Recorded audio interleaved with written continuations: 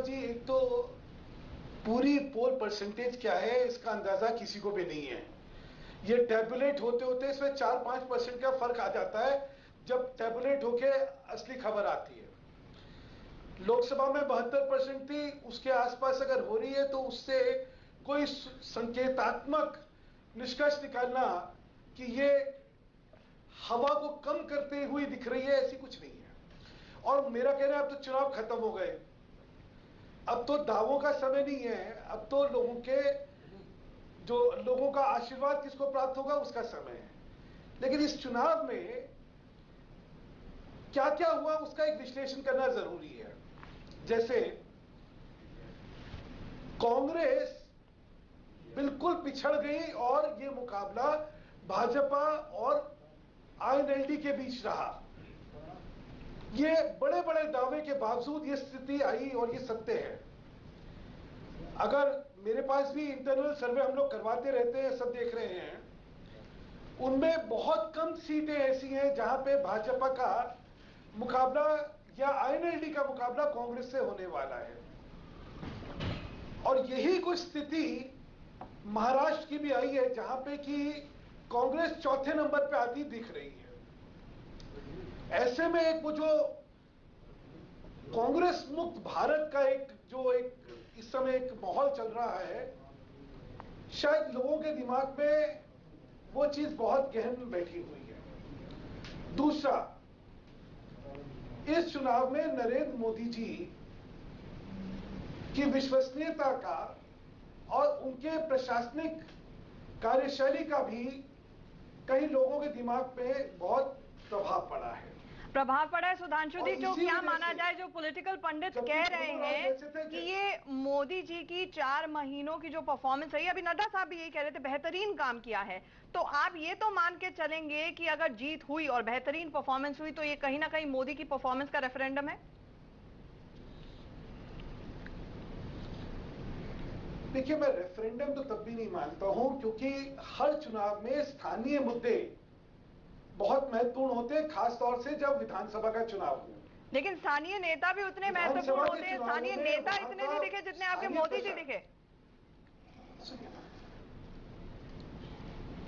मैं आपसे वही कहना चाह रहा था कि वहां की राज्य सरकार का प्रदर्शन, वहां पे उनकी शैली, वहां का भ्रष्टाचार, वहां की स्थानीय राजनीति, इन सबका भी एक प्रभाव होता है। और क्योंकि यहां पे नरेंद्र मोदी जी की एक बड़ी भूमिका रही थी इन चुनावों में, उसका भी एक बहुत बड़ा मुद्दा है। तो इसलिए किसी एक मुद्दे को लेकर कहना है कि ये रेफरेंडम है, ये शायद ठीक नहीं होगा। हाँ, जीत होती है तो उसमें एक बड़ी भूमिका है, और कहीं अगर जनमत और हार होती है तो और अगर हार होती है सुधांशु जी तो ये तो बड़ी अजीब है। मैंने आपसे कहा कि अगर हार होती है तो एक चिंता का विषय वाकई रहेगा, इसमें तो कोई दो राय है नहीं। हार होती है तो मोदी जी की भूमिका होगी कि नहीं? स्थानीय मुद्दे और मैंने कहा ना, ये चिंता का विषय रहेगा ही रहेगा। नहीं, उसके लिए पहले ही प्रस्तावना हो गई है दीपक, कह दिया गया है कि महाराष्ट्र में तो हमारे पास मुंडे जी के जाने के बाद वॉइड था और स्थानीय नेतृत्व कोई था ही नहीं, जो खेप थी वो अभी तक तैयार पूरी तरह से नहीं हुई। ये राइडर पहले ही लग चुका है बीजेपी की तरफ से। नहीं रख गया। और दूसरा, एक स्थानीय जो है नेतृत्व, वहां का समकक्ष नेताओं के बीच में बहुत ही परिपक्व नेतृत्व है। अब समकक्ष नेताओं में कौन प्रमुख नेता बनेगा वो तब जब चुनाव होगा तो उसमें हो जाएगा। और वैसे ही हरियाणा में बहुत अच्छी पकड़ रखने वाले बहुत नेता हैं। हमारे यहाँ 5-6 प्रमुख नेता हैं जो कि सब मुख्यमंत्री पद के लिए उपयुक्त भी हैं और उनमें सामर्थ्य भी है। अब उनमें से किसी का एक चयन होगा, वो हो जाएगा। सुधांशु जी, क्या अब तो चुनाव खत्म हो गए तो अब तर्क वितर्क करने से फायदा ही नहीं। नहीं, मेरा सवाल आपसे यह है कि कांग्रेस में एक कल्चर है कि जीत होती है तो राहुल गांधी और सोनिया गांधी की, हार होती है तो स्थानीय नेताओं की और कांग्रेस के संगठन की। तो क्या बीजेपी में भी यही कल्चर होगा कि जीत होगी कि तो नरेंद्र मोदी की और हार होगी तो स्थानीय नेताओं की और निचले स्तर पर संगठन की? ये कल्चर अब कांग्रेस में, बीजेपी में भी आ जाएगा क्या? देखिए दीपक जी, आप हमारे साथ जाती कर रहे हैं। नहीं, जाती नहीं कर रहा हूँ, सवाल पूछ रहा हूँ। तो शायद ये हमारा पान है।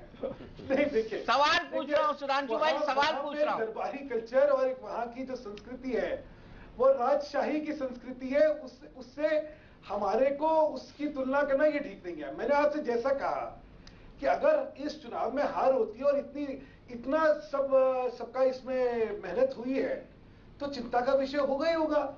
इसमें कोई मान ले कि इसमें हमारे लिए सोचने का विषय नहीं होगा, ये कैसे हो जाएगा? तो एक बहुत बड़ा सवाल यहाँ पर सुधांशु जी ने बोला कि मूल्यांकन जो है वो ईमानदारी से होते हैं। ऐसा कांग्रेसी सोच और कांग्रेसी प्रशासनिक व्यवस्था, उससे इस देश को मुक्ति चाहिए, क्योंकि प्रजातंत्र की तरह की जगह अगर राजशाही होनी है इस देश के अंदर तो हमारा प्रजातंत्र वाकई खतरे में है।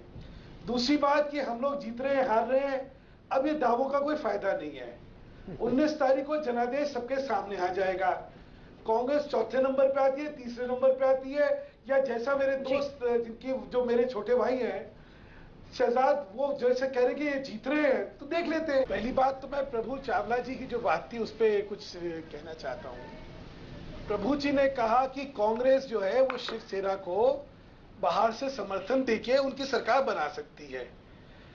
शहजाद जी पहले उस पे तो टिप्पणी कर दीजिए कि आप क्या शिवसेना को समर्थन दे सकते हैं या नहीं दे सकते हैं? मैं आपको ये कहूंगा, क्योंकि मेरे लिए जो है वो एक नया आयाम हो जाएगा राजनीति का, जिसमें कांग्रेस जो है शिवसेना का भी समर्थन करने के लिए तैयार हो जाएगी, भाजपा को दूर रखने के लिए।